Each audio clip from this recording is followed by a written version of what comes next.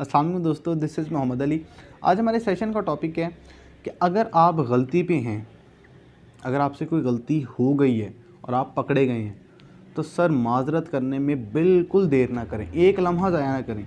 मिसाल के तौर पे आपने गलती की, आपसे सर दर्द हो गया, आप पकड़े गए हैं, एक जुमले में बात ख़त्म करें कि आई एम सॉरी, माजरत, मेरे से गलती होगी, आइंदा नहीं होगा, ये कह के बात ख़त्म करें।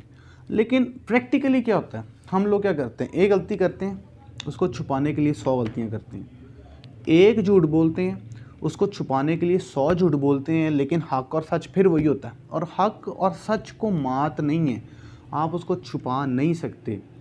प्रैक्टिकली क्या होता है, जब हम गलती करते हैं तो दरअसल एक हमारी अना और शैतान हमें कहता है नहीं, गलती नहीं माननी, वरना तेरी इज़्ज़त ख़त्म हो जाएगी, तू छोटा हो जाएगा। असल में गलती मान कर माजरत कर लेने से आप छोटे नहीं और बड़े हो जाते हैं, आपकी इज़्ज़त और बढ़ जाती है। कि शैतान ने हमें बहकाया होता है, जिससे गलती हुई और वो ये तस्लीम कर ले कि मेरे से गलती हुई है और उसकी माजरत कर ले और उसकी इस्लाह कर ले, इसका मतलब वो दुनिया में तरक्की कर जाएगा। क्यों? क्योंकि उसको अपनी गलती का एहसास हो गया। जिस इंसान को अपनी गलती का एहसास हो जाए और वो उसको दुरुस्त कर ले, सर वो तरक्की कर जाता है। लेकिन जिस इंसान को अपनी गलती का एहसास ही ना हो, तो ना वो गलती ठीक करेगा, वो गलती दर गलती करेगा और बहकना शुरू हो जाएगा और यहीं से उसकी नाकामी का सफ़र शुरू होगा। मेरी क्लास का ये अपना एक वाक़या है। मैंने बच्चों को टेस्ट दिया, तो बच्चे टेस्ट कर रहे थे, तो एक बच्चा मुझे कहने लगा, सर ये बच्चा चीटिंग कर रहा है। उसने नीचे किताब खोली हुई थी, मैंने देखा तो उसने एकदम किताब बंद कर ली, मैंने भी देख लिया। मैंने उस बच्चे को बाहर बुलाया, मैंने कहा हाँ बेटा, आपने चीटिंग की है। अब उस बच्चे ने मुझे 5 मिनट दलाइल दिए, लेकिन सारे झूठ में मबनी। सर मैं भूल गया था, मुझे पता नहीं, खुली हुई है, मैंने देखा कुछ नहीं, फ़लाँ टमकान बड़ा। मैंने उसके सारी बात सुनी मैंने, फिर मैंने उसको ये बोला कि बेटा आप सच बोलो और जाके बैठ जाओ, मैं आपको कुछ नहीं कहूँगा। उसने फिर 5 मिनट जो है वो झूठ पे दलाइल दी है। फिर मैंने कहा बेटा सच बोलो, इनाम भी दूंगा, बिठा भी दूंगा, कुछ कहूँगा भी नहीं। अब वो हैरान कि यार ये, अब उसने सच बोलना था, 5 मिनट सोचा, और सच कैसे बोला कि उसकी आवाज़ ही नहीं निकल रही थी। हाँ सर थोड़ी सी की थी, मतलब उसकी आवाज़ मेरे कानों तक बड़ी मुश्किल पहुंची। मैंने कहा क्या बोला बेटा, जरा ऊंचा बोलो। हाँ सर थोड़ी सी की थी, मतलब उसकी आवाज़ भी उसका साथ नहीं दे रही थी। इस मुल्क का अलमिया ये है, मुझे पता लगा कि झूठ दिलेरी से बोलते हैं और सच बोलते हैं, हमें हिम्मत नहीं होती, हमारा ज़ुबान साथ नहीं देती।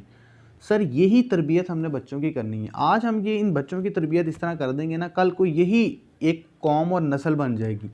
हमारे मुल्क का ये एक इशू है, बहुत सी अक्सरियत आवाम में देखी गई है कि झूठ हम लोग बोलते हैं दिलेरी के साथ, कॉन्फिडेंट के साथ, सच बोलने की हिम्मत ही नहीं होती। हदीस का एक मफहूम है कि मोमिन में तमाम बुराइयां हो सकती हैं सिवाय झूठ के, वो झूठा नहीं हो सकता।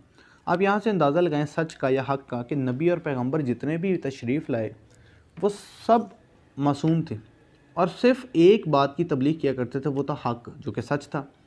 और वो जालिम बादशाह के सामने भी खड़े हो जाते थे।